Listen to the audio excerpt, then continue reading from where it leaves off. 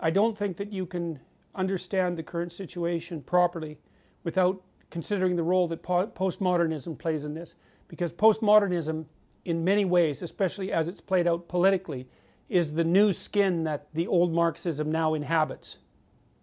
So you could think that there's a postmodern philosophy, which we'll talk about a bit, that really came into its vogue in the 1970s after classic Marxism, especially of the economic type, had been so thoroughly discredited that no one but an absolute reprobate could support it publicly anymore. Even the French intellectuals had to admit that communism was a bad deal by the end of the 1960s.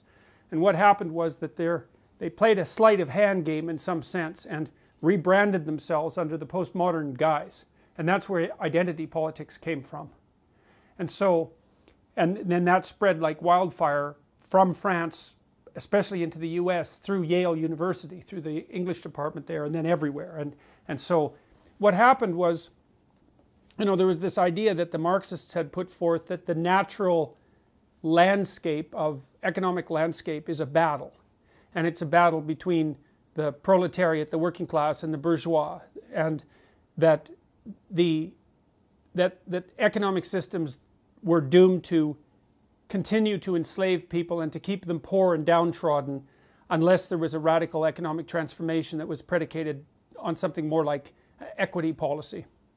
And then that was put into place in many, many places, as you no doubt know, throughout the 20th century, with absolutely murderous results.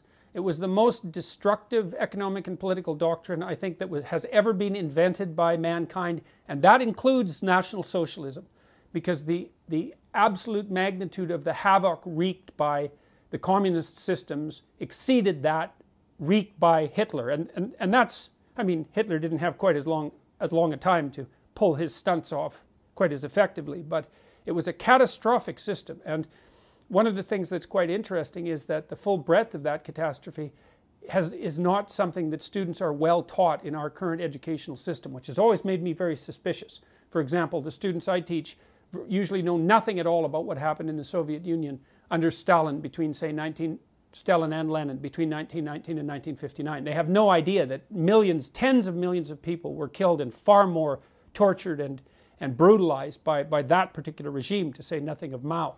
So look, what happened was that by the end of the 1960s, the evidence that communism was a catastrophic failure was so overwhelming that even the French intellectuals, and we'll return to them later, like because the French have a very long-lasting and powerful public intellectual tradition, and so intellectuals there are very influential.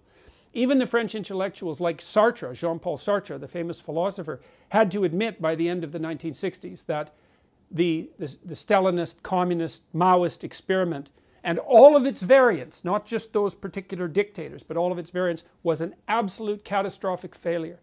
And then what happened was the postmodernists came onto the scene, and they were all Marxists. But they couldn't be Marxists anymore, because you couldn't be a Marxist and claim that you were a human being by the end of the 1960s. And so they started to play a sleight of hand, and instead of pitting the proletariat, the working class, against the bourgeoisie, they started to pit the oppressor, the oppressed against the oppressor. And that opened up the avenue to identifying any number of groups as oppressed and oppressor, and to continue the same narrative under a different name. It was no longer specifically about economics. It was about power. And everything to the postmodernists is about power.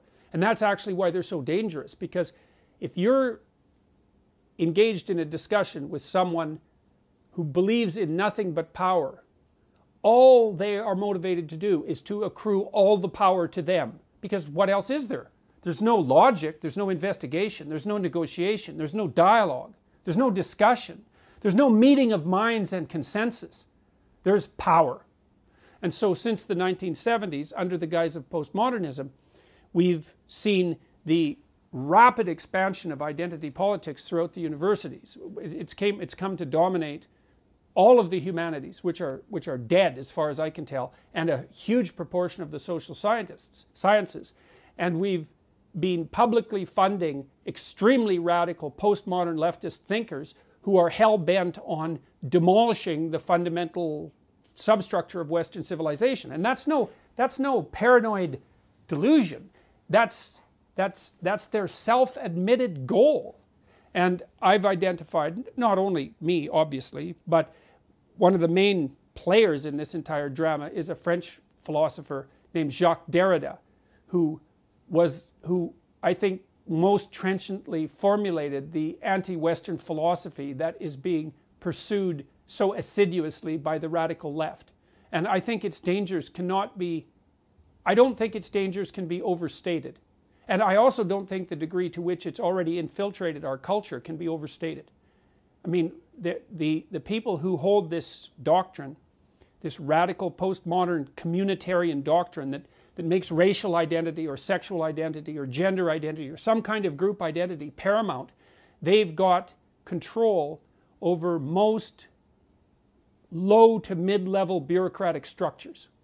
And many governments as well, but even in the United States, where a lot of the governmental institutions have swung back to the Republican side, the postmodernist types have infiltrated bureaucratic organizations at the mid to upper level. And that's actually what they're trained to do by their activist professors in university. And if you want proof of that, you can just go onto the websites of women's studies groups, for example, because they're some of the top offenders, and just look at what they say.